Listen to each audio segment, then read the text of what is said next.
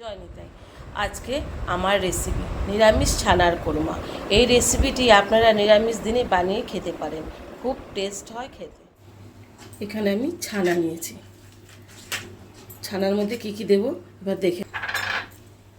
এখানে আমি আটা নিয়েছি, আটা দিয়ে দিচ্ছি। পরিমাণ মতো একটু লবণ দেব লঙ্কার গুঁড়ো,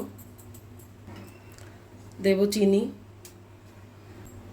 জিরে বাটা আর ধনে বাটা আছে এখানে। ভালো করে মেখে নেব।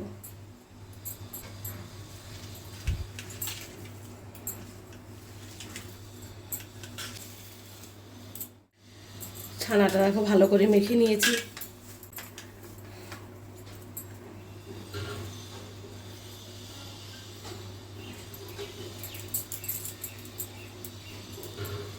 এইভাবে সব বানিয়ে নিচ্ছি। ছানার কোপ্তাগুলো দেখো সব রেডি করে নিয়েছি। এবার আমি ভেজে নেব। কড়াইতে সরষের তেল দেওয়া আছে, তেল গরম হয়ে গেছে। ছানার কোপ্তাগুলো এখন ভেজে নেব। আমি লাল করে ভেজে দিচ্ছি। উল্টে পাল্টে লাল করে ভেজে নিয়েছি। এইভাবে আমি সবগুলো ভেজে নিচ্ছি।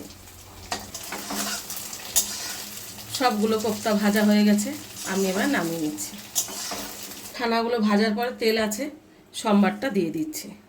তেজপাতা দিচ্ছি, একটা শুকনো লঙ্কা, ছোটো এলাচ, দারচিনি। মশলাটা একটু নেড়ে নেব।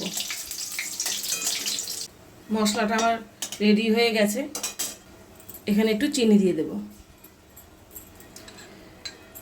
দিচ্ছি আদা বাটা, পরিমাণ মতন একবারে লবণ দিয়ে দিচ্ছি। আদাটা ভালো করে কষিয়ে নেব। কাঁচা লঙ্কা বাটা, কাঁচা লঙ্কা আদাটাকে ভালো করে কষিয়ে নিয়েছি। এখানে আছে মৌরি বাটা, জিরে আর ধনে বাটা 1 চামচ দিয়ে দিচ্ছি। একসঙ্গে ভালো করে কষিয়ে নেব। হলুদ দিয়ে দিচ্ছি,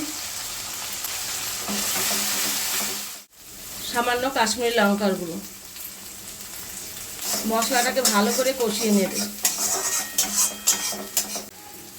মশলাটা দেখো ভালো করে কষিয়ে নিয়েছি। মশলার গা দিয়ে তেল ছেড়ে গেছে। এখানে আছে দুধের সর, পেস্ট করে রেখেছি, দিয়ে দিচ্ছি।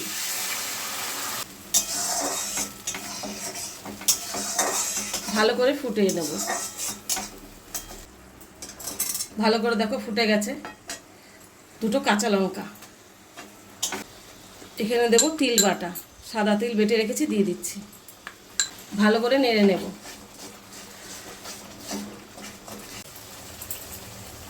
তিল দিয়ে ভালো করে দেখো ভালো করে কষিয়ে নিয়েছি।